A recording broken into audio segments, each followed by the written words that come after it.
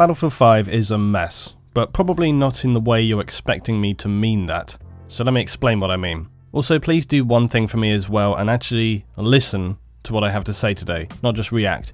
Because I think if you listen, you will, I hope, understand more my thinking on not just this game, but how Battlefield came to this point. It's important to understand that with almost anything as well, there is rarely just one thing to point to and say, that's it, that's the reason that this failed or succeeded. It's often a tapestry of issues, some new, some that are underlying. So it's a mess because of quite a few things, all of which are not exclusive to this release, but all of them are things that I've spoken about before repeatedly over the past 5 years, and most of them are realities that others have chosen to just ignore during that time. Even without all the controversy around historical inaccuracy and the women and the political agendas and the robot arms and all this stuff, I still think that Battlefield 5 would have been a messy release, even if you didn't have all of that. Yesterday's video was an interesting one for me because the comments show just how torn people are on this title. However, it's genuinely hard to know how many people are sincere veteran players and how many people are new since BF1 and how many people are on board the ever-growing just Battlefield hate train. And I'm not even using my own video as the benchmark. Just go look around at other producers. If you go to say Level Cap or Jack Frags or Westy or Matimio or Flakfire or Battle Nonsense, in each community you'll see a different tone of comments because each channel attracts different people and different tones. For sure there's always going to be overlap, but you can clearly see one thing overall. People are incredibly split. And again, I don't mean just the controversy and all that. I mean literally people are split about the game. If you even get rid of all that controversy and you just look at the Battlefield players and the mechanics and all this stuff, people are split on that itself. So it's even without that other stuff, there's still issue there, right? Now this isn't anything new either, nor is it exclusive to Battlefield. Most games which come out have something of a fractured community when it comes to discussing the direction or specific choices of certain mechanics in terms of how they should be implemented. However, in Battlefield what has happened over time is the game has cultivated a community which fundamentally disagrees with itself on some core levels. Now this has occurred because of the way in which the game itself has developed, but also the way in which the game has been covered. Back with Battlefield 2, 2142, even Bad Company, the player base was obviously significantly smaller. This meant that for the most part the people playing the game were playing it because of the specific style that that game had, because it's a smaller group, so you don't go there to sort of enforce your way of playing, you go there because you're like, oh, this is kind of how people play this game and I want to get in with that kind of way of playing. That's pretty much how it was. These games had a much slower pace than most modern shooters. It had a much slower pace than games like Battlefield 1, because after Hardline, which was the fastest Battlefield ever, they tried to keep up this whole thing of faster, bigger, more explosive, very Michael Bay. And now with Battlefield 5, they're trying to go back to this kind of slower pace that the, more core original veteran Battlefield games have. And that really jars, obviously, with some people who are like, whoa, what? Because they're used to the modern games and they think like this completely doesn't fit. And they're right. Back in the day, in addition to it being a slower pace, they were also more tactical, more teamwork orientated. Now classes had specific roles, they had very limited weapon options, they were specifically designated to those classes, and customization was very, very minimal. These original Battlefield games were for the most part very bare bones shooters. Something probably most people forget is that in Battlefield 2 there were actually 7 classes: Spec Ops, Sniper, Assault, Support, Engineer, Medic and Anti-Tank. Now do you see how that is markedly different from today? It's not because now we have 4 classes and then they had 7. If that's what your first thought was about that, it's overtly simplistic. The difference that you should be noting is that in Battlefield 2, people took very specific roles to play that role, and then they would rely on others to fill in the other things that needed to be done. And this worked in Battlefield 2 specifically because of the player base and the way the game played that was very different to today. It was different because it was a smaller audience who wanted a very specific style of game. One which had a slower pace, was a more tactical game, had more solid teamwork, but was still not as hardcore as say a milsim game or some very faster FPS games. Now an obvious thing to say in terms of the classes, saying well there was 7 back then and there's 4 now, and that those were more specific and now they're kind of more generalised, you can obviously say that with the modern classes and the customization that you have with the modern classes, that you can say take a sniper role and then you can spec that sniper role to play a different role, okay? So you can make that role a couple of different things or play it a couple of different ways, and so you're still getting the specificity that you would have had with those original classes within 4, and that is true. However, it is also kind of missing the point, because the point is that back with, say, Battlefield 2, where you had very specific class choices, there is something on, I guess, a fairly subconscious level, I would say, where by just choosing that class, you're kind of committing to say, I want to be this. And it's also giving a selection and suggesting like, hey, we need these things. Do you know what I mean? So it kind of leans toward making people make a specific choice to play a specific role. Like, I want to be this, I want to be this. Whereas with the modern class setup and the customization and the way that breaks down, it's much more fragmented, it's much more vague, you know? People can kind of infer what they want to be, what they want to play. It's just a bit more muddy in the waters. It's not so clear cut, and I guess that's what I'm trying to get toward. Now this softened up over time, so that by the time we would get to Battlefield 3, things were pretty significantly different. Classes had a lot more gadgets and weapon options available to them, enabling people to no longer sit within one single role. Whatever class you were playing, your scope for what you were able to do was much broader than, say, in Bad Company or Battlefield 2. Also in Battlefield 3 we had vastly higher levels of customization in weapons and also visuals. It's not a bad thing, but it does lead toward the changing audience and the changing face of the game. Because of these new options, you started to see the rise of much more of a one-man army style of play. You really never saw that so much before in the previous games. For sure you'd still have players who would have really extremely strong play on the battlefield, top the scoreboard, but you didn't really see that same sense of solo glory that came in with Battlefield 3. Now this I also feel is pretty strongly also to do with how YouTube and in general social media would now start to play a role. Because before Battlefield 3 there wasn't really the mass followings which started to happen around that time. And this in part I feel would also begin to play a part in also dictating the direction and the audience of the game. You start to see much more of a focus on individual and less of an overall cooperation in terms of just the general tone being set. Now it's important to understand this isn't some huge root cause, it's just one small element of a bigger picture. Now again, to be clear, Battlefield 3 was a great game. It's still an enjoyable game. It had some amazing DLC, some of the best maps and DLC that I have had in a Battlefield game. Love to play that game, still go back and play that game. But this isn't about the game itself. It's about the way people have shifted their mentality, consciously or unconsciously. With Battlefield 3, you start to get videos coming out that focus on one player going on huge rampage kill streaks over an entire round and lauding that fact that they finished a round on, say, 60-3 with their KD or something like this. And these are just specific examples, but what they are is a drip, drip, drip of moving the audience of the game away from what it would have been in, say, Bad Company and Battlefield 2. And there's some people that are going to disagree about how the audience was, and some people say, no, it was always like that. It was always like that in those old games. You're just remembering it wrong. No, I'm not remembering it wrong. It was a very, very different game back then. It played very differently back then, and it altered, and it started with Battlefield 3. And when it comes to going over this, there's so many small points that I'm not even going to go into, and probably more that I haven't even thought of. But take, for example, the new practice of endlessly patching weapons. This hadn't really been a thing before in the same sense. Now it started to become a regularity that whole sweeps of weapon balance would occur, huge press releases of updates, some profoundly necessary. I'm thinking of like the USAS in Battlefield 3. It was bonkersly OP, and there were whole rounds where people would only be using the USAS because it was so powerful. However, this also points to the issue that so many weapons and so much customization was there, it created problems in ensuring that the scales were perfectly weighted. And that's for sure an incredibly difficult thing to do across many classes with so many potential loadout options. And so this is when you start to see the cult of the loadout, the best gun, the god gun, whatever. Before Battlefield 3 you never really had anything like that. You know, sure, some weapons are going to be better than others or more preferable within certain situations, certain maps, but you didn't have this kind of weird worship, this sentiment that somehow your weapon choice was going to dictate your play, or that by taking a certain weapon it was going to automatically dictate that you were going to do better.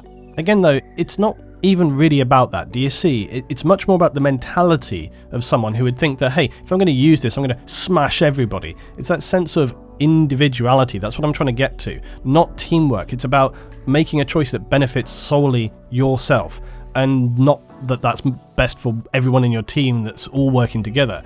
It's thinking like, hey, I'm going to go sniper, because I want to rack up those sweet kills with minimal risk to myself.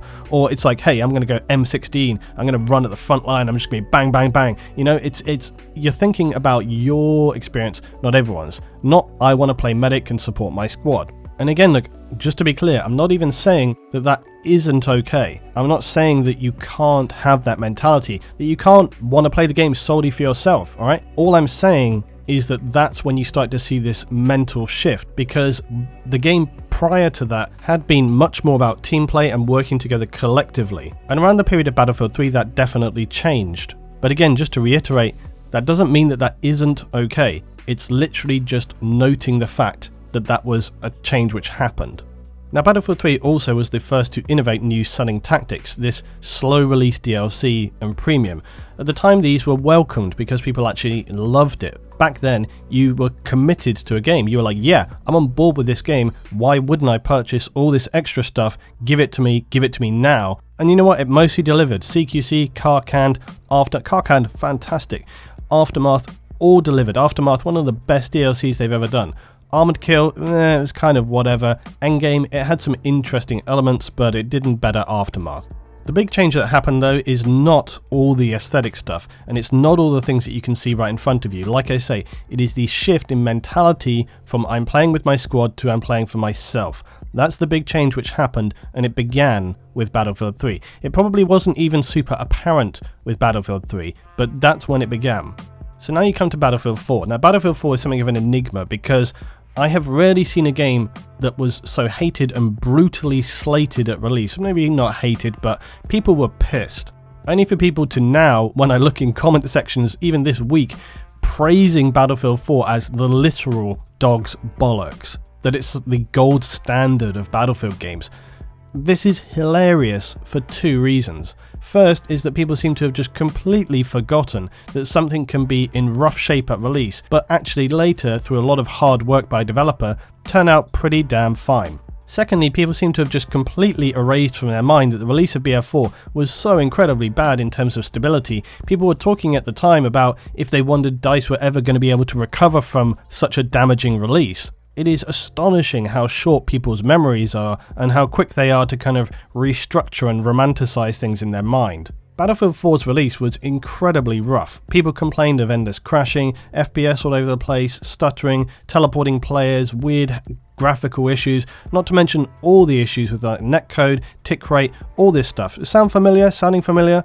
But look, all of that is really interesting. We know the story. It started rough, and let's be real, over a long time, they slowly ironed out all the creases. But Battlefield 4 also brought in something new, Levolution. And this was undoubtedly an impressive and an epic thing. I mean, if you ever wanted to make people's jaw drop, the entire building coming down on Siege of Shanghai was definitely it. And putting that into the beta was obviously a very smart thing to do. It also did make a significant change to the battlefield in terms of the actual, obviously, structure. However, this and other Levolution events had one problem. They usually only happen later in the game, which means the actual impact they had in terms of gameplay was minimal, which leads to the next point. These things were not about the gameplay. Levolution was a clever gimmick. It was about marketing, pure and simple. If they wanted it to be about shifting the course of gameplay somehow, it would have been far easier to trigger them. Levolution was a selling point, it was a gimmick, and it worked. Think about how many reaction and YouTube videos featured that falling skyscraper. Now what has that got to do with the player base, LT? Plenty. Because this decision showed that EA and DICE were moving the series forward. These huge-scale, awe-inspiring events were to make people say, holy shit, I need to play this Battlefield game. It was about increasing the audience, but critically, it was not about bringing in any specific type of player, it was just about bringing in players, en masse, bums on seats. It was also about competing with Call of Duty to try and claim that top spot crown. See, this is what I mean when I say people forget so quickly. Battlefield 4 at release was much more about doing things big. It didn't become this fine-tuned, polished game that people like to use as a benchmark of excellence on the first day. Not even the first 6 months. It took a very long time before they got to the state of the game that people now like to use as an example of what they want their game to be. Now once the game had been out for a while, DICE would start making what would begin to be the extremely long process that would actually not take a few months but a few years to refine the game. This would also introduce the concept of CTE, Community Test Environment for players, all the while the cult of weapon worship and solo glory would continue unabated. Towards the end of BF4 though, DICE would take on two projects which were significantly worthwhile. The community map design, which was an extremely good community event in which they constructed a map fully open for people to see, and they came up with a really good map and the whole process was very good for everyone. They also had a series of initiatives designed to further improve and balance the game. This was called the Roots Initiative. And the focus was on this, and I quote from DICE, "Within this project, we're going to target areas important to experienced players and veterans of Battlefield." Originally, this was meant to primarily rework team play, adding in again, quote, controversial changes.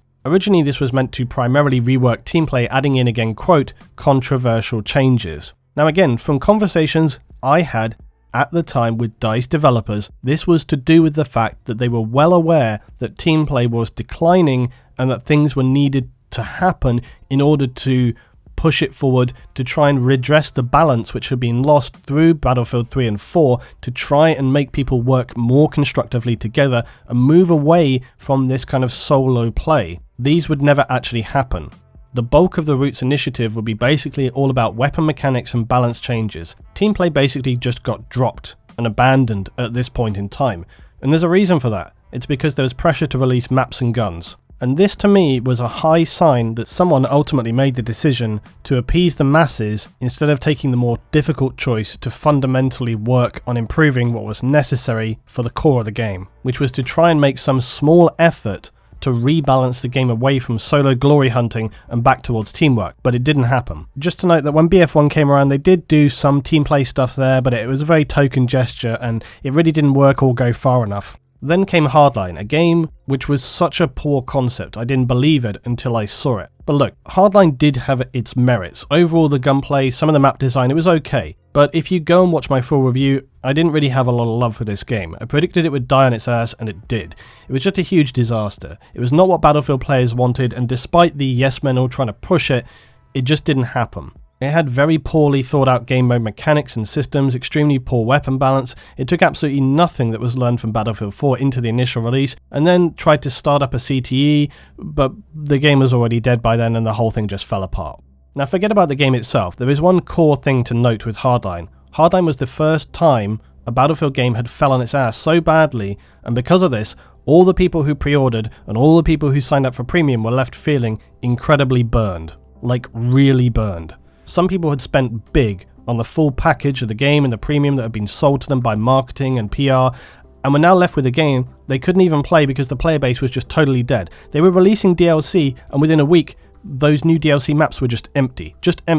Now this was when I started to highlight that the very concept of premium packages are a flawed concept, because pre-Hardline, you felt you were just getting a good deal on content that you were going to be buying anyway. Now Hardline showed that what you're actually doing is gambling your money that a player base is still going to exist when that content eventually is released, because you have no way of knowing if 6 months down the line there's players going to be there to pay for that $100 content or whatever it is that you've shelled out for. Now also important at this time is the release of Star Wars Battlefront. Now while Star Wars Battlefront is an entirely different game and even audience, there are some distinct overlaps. For one, because it's a DICE game, somewhat, a lot of people who play Battlefield somehow feel like there is some kind of connection there, and it's why you see all Battlefield YouTube producers, including me, covering Star Wars Battlefront. Not because somehow they do actually connect in any way, visually, conceptually or mechanically, but simply just because the link of DICE is there. Also because I guess it's a huge game and people just want those views, obviously. And maybe for a few people they actually like Star Wars too. Anyway, the point is that this overlap, no doubt,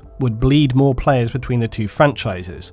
It's also worth noting that Star Wars Battlefront was and is one of the most absurdly casual games you could imagine. It's just a total headless chicken festival from start to finish, but this initial Star Wars Battlefront was kind of a side note. We all know where this is going, right?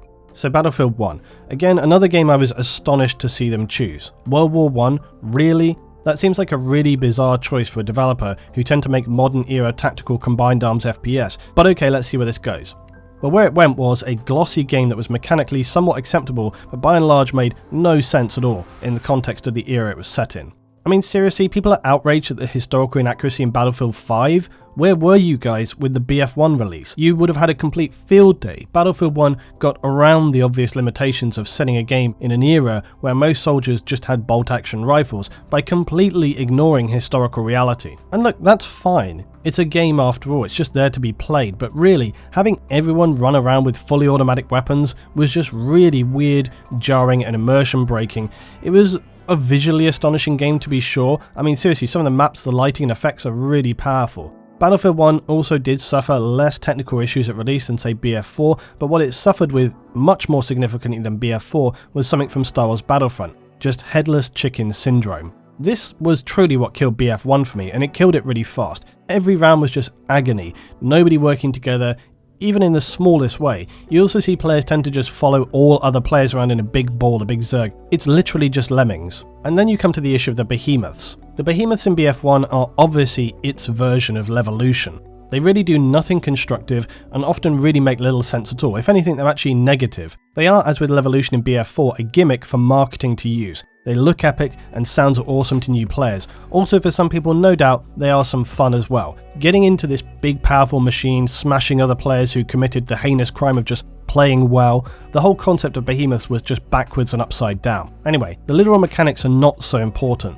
The point is that, as with other things, this is a sign of appeasing the masses. However, between the technical end of BF4, because it really never ended, people just played it on and on, but through the disaster of Hardline and now into BF1, two things of note. First is that yes, sales were good. However, as I've said before, sales are not success, or not on the scale I measure by anyway. By all accounts, Hardline sales were good. That didn't mean it was a successful game. Because sales only tell you one thing: how many people were convinced to buy your game. Now again, it's also true that games like BF1 have maintained a solid amount of players. But then, it's a huge franchise. It's a big AAA global franchise, and just by its nature, it's going to attract a lot of people because that's what it's built up to be.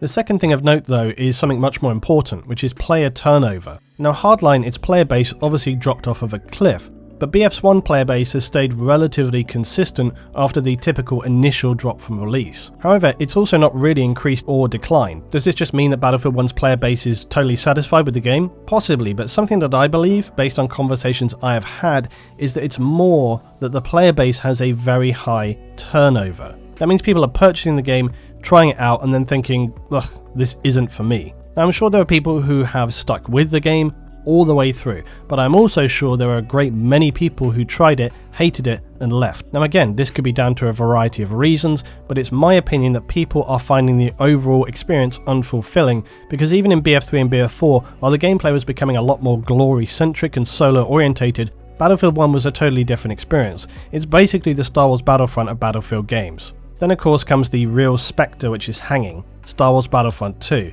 Now, I think it's not wrong to state just how massive of a fuck up this was on the part of EA. As I've said before, there's few things that have been such an obviously bad call. The kind of thing where you could have asked literally anyone, is this a good idea? And the answer would have been, no, no, no. Are you fucking kidding me? No.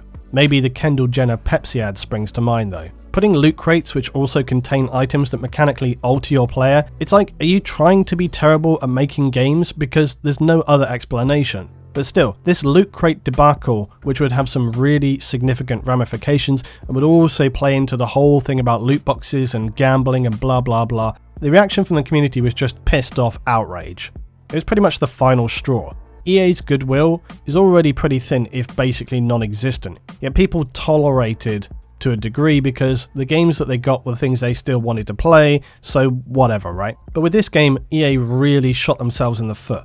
Not only did it alienate players from the game, but just in general alienated players, because I think finally your average player was starting to wake up and realise, hey, these people, they're trying to screw you over. It's just a shame it had to be something so blatant to make people realise this. And you know they fucked up really massively, because they actually rolled back and backtracked on some of the things that they had done. And that never happens with EA.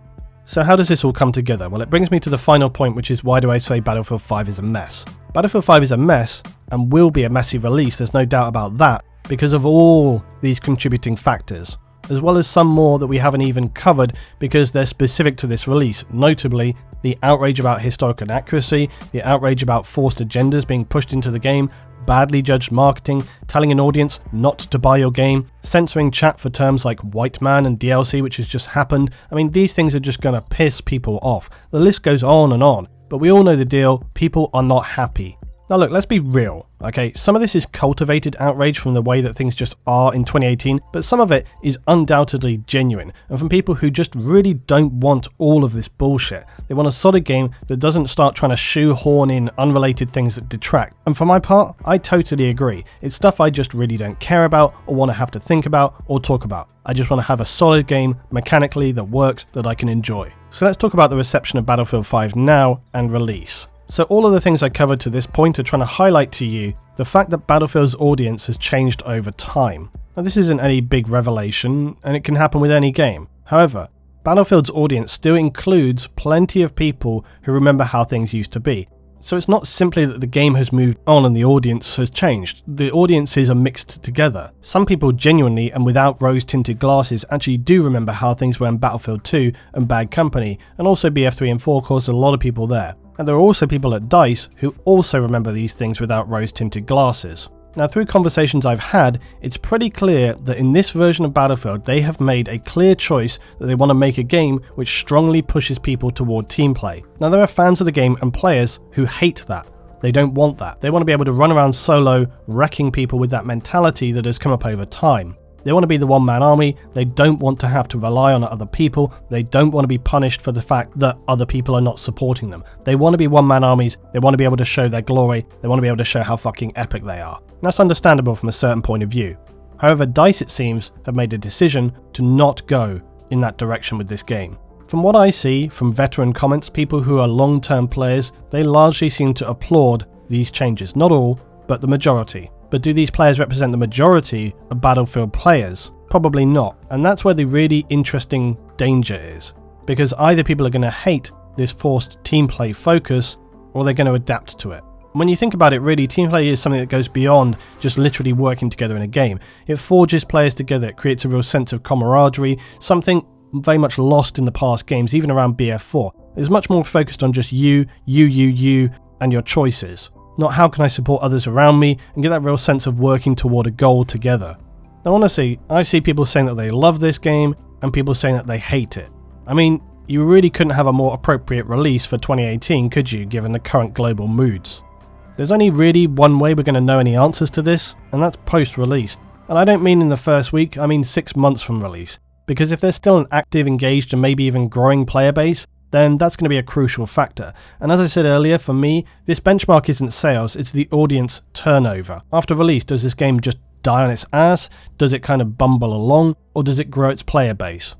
That's what I'm really interested to see. But all of those who are hoping that DICE are going to buckle and somehow then go back and try to please everyone and allow those guys who want to run around solo just killing everything in sight, you know, I don't think that's going to happen this time. I think they've got a very clear focus of what they want this game to be, and right or wrong, you kind of got to respect that they're just putting their foot down and saying, this is what we're doing. They clearly want to push team play in Battlefield 5, even forcibly if necessary. This is what I've been saying needed to happen for years and years. However, I think it would have been far better if they had done this in Battlefield 4 in the Roots initiative, which is when I wanted to see them make changes, when they had the CTE, when they could have properly tested it, whether they could have implemented these things and see how it changed. They had a huge opportunity to do that right there. And they had a huge opportunity to do that in a safe environment, an environment where if they put those changes in place, they weren't going to alienate tons of people and piss people off. They could look at how it worked and then try to bleed it in future games. But now they've kind of gotten to,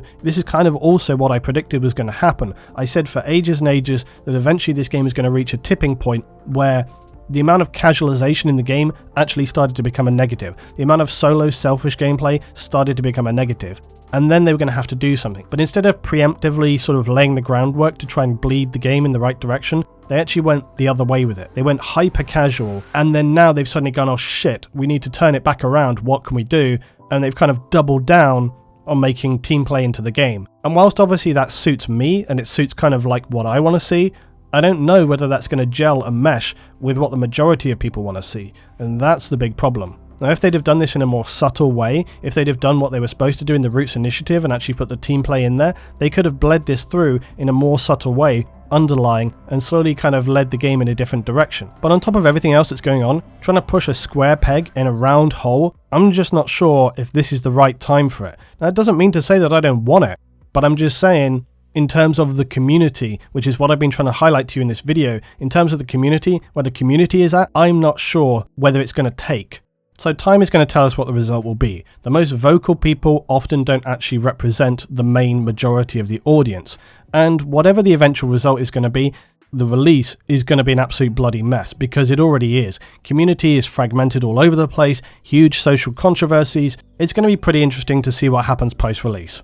So thanks for watching as always, guys. Hope you enjoyed the video. Drop your thoughts and comments down below as per usual. And if you did watch the video all the way through, say so in your comment. I'll give you a little like. I think that's going to be a thing I start to do more and more. But if people watch the entirety of the video, you tell me in the comment, I'll give you a little like. It's my way of saying thanks to you. Alright guys, thanks for watching. I'll see you next time.